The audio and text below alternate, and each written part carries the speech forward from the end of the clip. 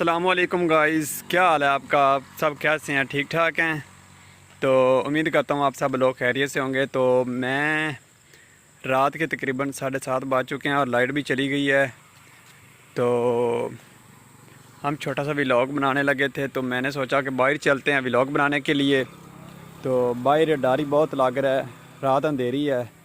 तो ये मेरे साथ है, ये मेरा कज़न ही है। तो हम जा रहे हैं, अब सड़क क्रॉस करेंगे।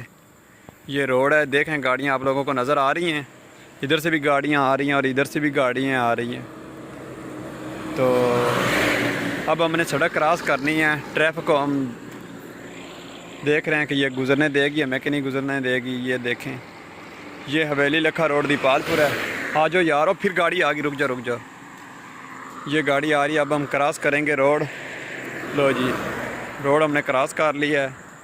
तो अब हम जाने लगे हैं उधर। ये देखें, अंधेरा ही अंधेरा है।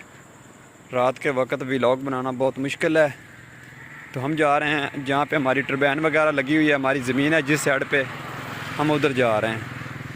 तो यार बहुत अंधेरा है यार, है ना। तो ये देखें, ओए भूत, आगे भूत। तो हम जा रहे हैं, ये देखें, ये आगे भूत नहीं, भूत नहीं है, तुम ही हो भाई।